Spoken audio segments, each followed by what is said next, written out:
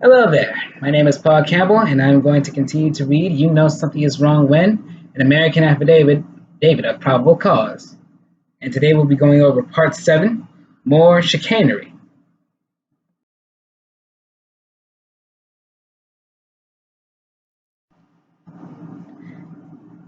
As far as 1871, a fake corporate Congress, merely claiming to represent the Republic of the United States of America, was claiming an ownership interest in all United States corporations. Over time, they would claim to own all American corporations too. 1900 through 1904, the Insular Tariff Cases. In a series of Supreme Court cases known as the Insular Tariff Cases, Hooven and Allison v. Evatt, Downs v. Bidwell, and others, Congress got official permission to set up shop for itself. As a result of these decisions, Congress had the green light to create a separate nation for itself using the federal territories and possessions as states, complete with their land jurisdiction. Guam, Puerto Rico, American Samoa, and the other insular states formed a Union of American States and begun operating as the United States of America Minor. Another federation of states operated as a constitutional democracy and under a deceptively similar name. From then on, the Congress routinely referred to this entity as if it were referring to the continental United States. The criminal semantic deceits that began with the Civil War multiplied like rabbits in the spring. Any number of scoundrels having enough money to start with can establish themselves as a government because with money they can hire soldiers, and with soldiers extort more money and also compel general obedience to their will. Lysander Spooner. Circa 1912. A group of mostly European banking interests plus some turncoat American bankers formed a private association and called it the Federal Reserve, so that people would naturally assume it was part of the federal government.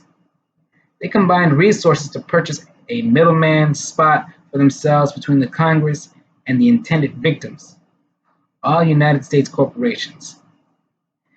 They bought the United States of America, Incorporated, together with its state, franchises, and agencies, as a business venture. The members of Congress were now tactically working for them. These banks took over the Governmental Services Corporation without a word to anyone. It was just a private corporate management change impacting the whole country and everyone in it. Why tell anyone? The Federal Reserve, which was always federal in the same sense as Federal Express, began operating familiar agencies like the U.S. Department of Labor and the U.S. Department of Agriculture and the U.S. Small Business Administration for private gain and to manipulate markets, to lock up competing resources, to establish monopolies for themselves, to buy off unions, and to establish punitive regulatory schemes. As a first step, they killed off the American railroads because they could make more money selling oil and gas products to an inefficient truck fleet. With Theodore Roosevelt's help, they kicked off the American conservation movement to gain control of resources and lock them away from development by competitors. It was never about pristine vistas and clean water. It was about locking up mineral deposits and stealing water rights. The EPA and the FDA were later created for similar reasons, not to protect the public, but to protect markets and promote profits for the perpetrators and their friends.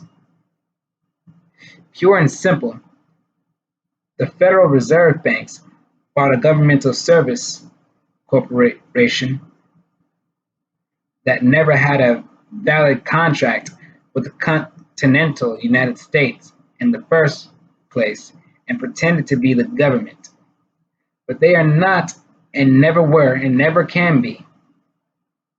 They are nothing but con artists who have defrauded us, stolen our assets in exchange for worthless paper, manipulated commodity markets, controlled transportation, crippled development, and piled up mountains of odious debt against us, our organic states, and our property assets. Odious debt. Debt established by false pretenses, semantic deceit, or other means of fraud, of which the victims are unaware, and from which they do not profit. Such debts are void by definition and cannot be collected. What national debt? In a debt credit system, every debt creates an answering credit. If there's a $25 trillion national debt, there's also a $25 trillion national credit. So, let's talk about the national credit, which is owed by the banks and their pals to the American people and the organic states of the Union. The essence of fraudulent convertible debt is to create what appears to be a debt, but which is in fact a credit. Then get the victim to assume the fake debt and pay it, which leaves the perpetrator in possession of an equal amount of extra credit, which they are then free to invest and use for their own profit. Every month across America, utility companies double bill for their charges. They charge of all their operating expenses against the credit of the American people at the United States Treasury, and then they send those same people billing statements, which appear to be bills for services rendered. They make sure that the victims pay up by threatening them with disconnection. Then they invest the purloined additional credit for the benefits of their organization. In this way, they build up immense capital credit fund accounts and the names of each victim, but the customer/victims are never allowed to touch these accounts or make use of the credit. Variations of this same swindle have been used by the banks and the government agencies to milk and bilk the American people for 3 generations. These corporations have fed on us like parasites and grown fat and powerful from glutting on our credit and our assets.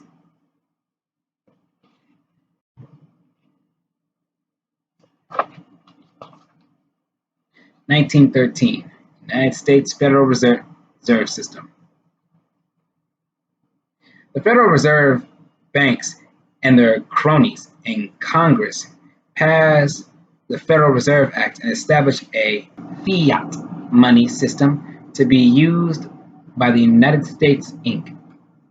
and its many franchises as legal tender. The banks are given a license for 100 years to print money and receive the full face value of the bills, plus interest as additional profit. So it cost them about 4 cents to print each Federal Reserve note, and they got the full face value of that bill back plus interest from the Americans. This was done despite every law against usury and despite the requirements for real money plainly stated in the Constitution for the United States of America that was and is still in effect and still owed to the American states of the land. The money machine cost to print each FRN 4 cents, face value of bills $1 and up, profit to bank face value minus 4 cents plus interest.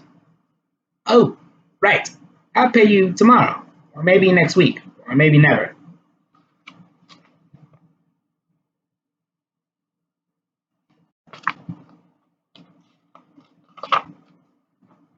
Note the note scam.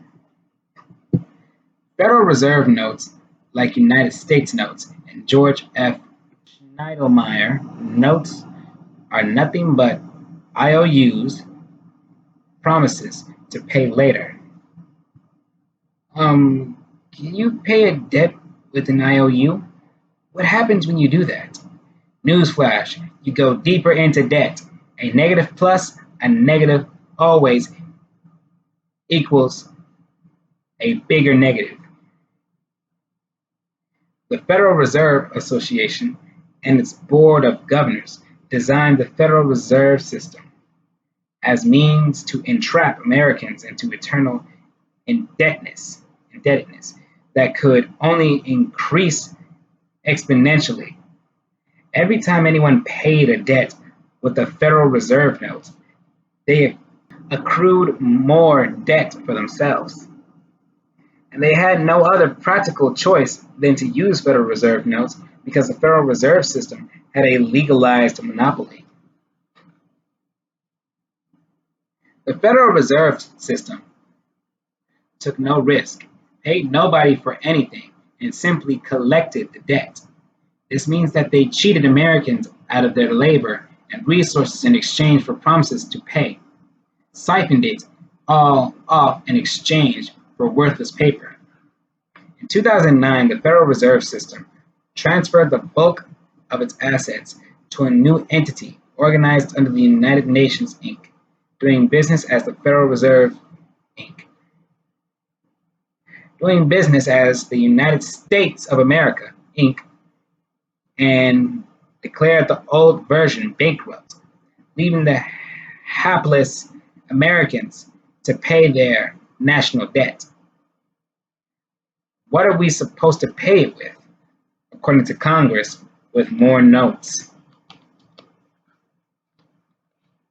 Backed by the good faith of the United States Congress, this is an obvious criminal fraud scheme, but nobody is doing anything about it, except the 133 nations already spearheading the BRICS initiative, over half the world's population, China, Russia, India, Brazil.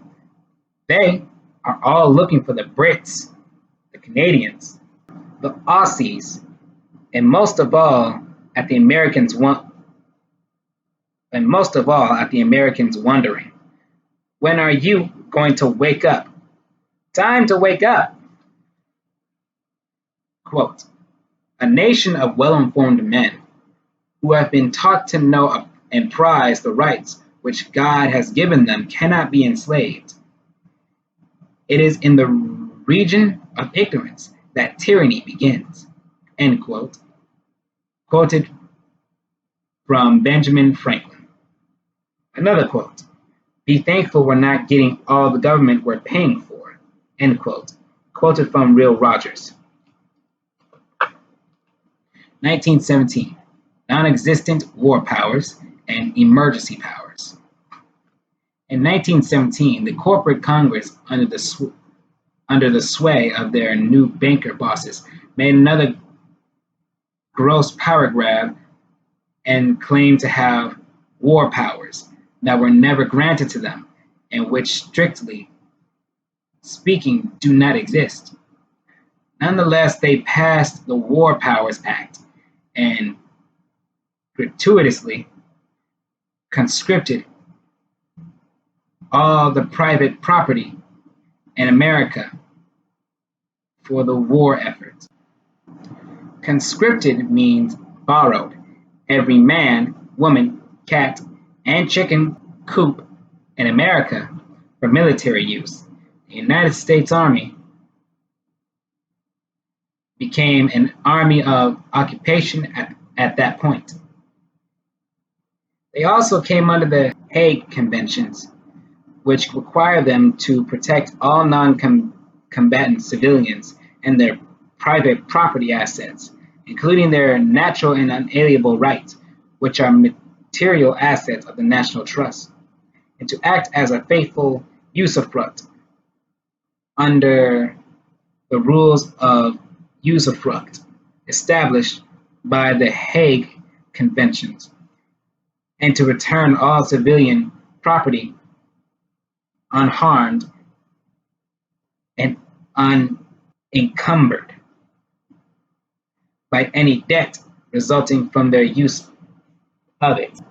The Hague Conventions, 4, Article 55, and the Laws of War, 2, Article 3, forbidding changing status to a public citizen of the United States Incorporated, are both provisions that the members of Congress and the Joint Chiefs of Staff would rather ignore. They really can't. They also can't ignore Section 21 of the Applications Appendix of the Trading with the Enemy Act, which specifically excluded American state citizens from being classified as enemies. That was Part 7. Next time we will be going over Part 8, The Great Fraud.